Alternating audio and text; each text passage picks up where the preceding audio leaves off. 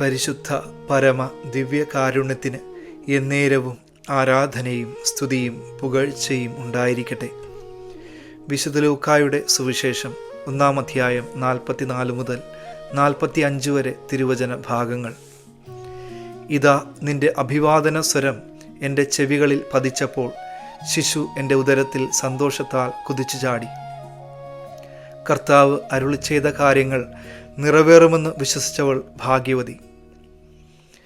ഈശോയുടെ ജനനത്തെക്കുറിച്ചുള്ള മംഗളവാർത്ത അറിയിക്കുവാൻ പരിശുദ്ധ അമ്മയുടെ അടുക്കലേക്ക് അയക്കപ്പെട്ട ഗബ്രിയേൽ ദേവദൂതൻ അമ്മയെ അഭിസംബോധന ചെയ്തത് ഇങ്ങനെയായിരുന്നുവല്ലോ: ദൈവകൃപ നിറഞ്ഞവളെ സ്വസ്തി. ദൈവകൃപയ്ക്ക് ഒരു പ്രത്യേകതയുണ്ട്. മനുഷ്യൻ്റെ ഏത് പരിമിതികളെയും ഈ ലോകത്തിൻ്റെ ഏത് അതിരുകളെയും മറികടക്കുവാൻ ദൈവകൃപയ്ക്ക് സാധിക്കും.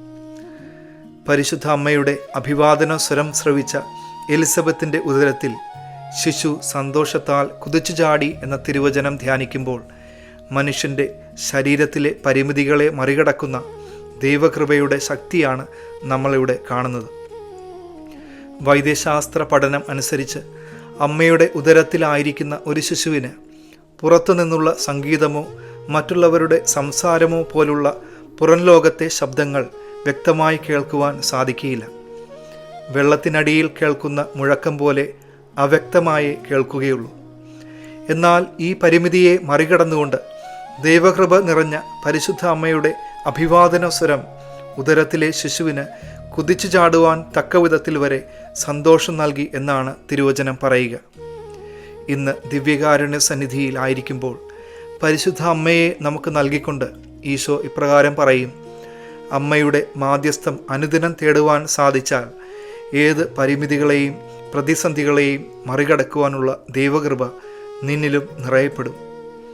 വിശുദ്ധ ഡോമിനിക്ക് ഇങ്ങനെ പറഞ്ഞു വച്ചു: സകല വിശുദ്ധരുടെയും സ്തുതിപ്പിനേക്കാൾ സാത്താൻ ഭയപ്പെടുന്നത് പരിശുദ്ധ അമ്മയുടെ ഒരു നെടുവീർപ്പിനെയാണ്. നമുക്കും ഈശോയുടെ സന്നിധിയിലായിരുന്നുകൊണ്ട് പരിശുദ്ധ അമ്മയുടെ കരം ചേർത്ത് പിടിച്ച് ഈശോയെ ആരാധിക്കാം. നമുക്ക് അസാധ്യമെന്ന് തോന്നുന്ന എല്ലാ പ്രതിസന്ധികളെയും പരിമിതികളെയും പരിശുദ്ധ അമ്മ വഴി നമുക്ക് ഈശോയ്ക്ക് കൈമാറാം. സർവശക്തനായ ദൈവം പിതാവും പുത്രനും പരിശുദ്ധാത്മാവും നിങ്ങളെ സമൃദ്ധമായി അനുഗ്രഹിക്കട്ടെ.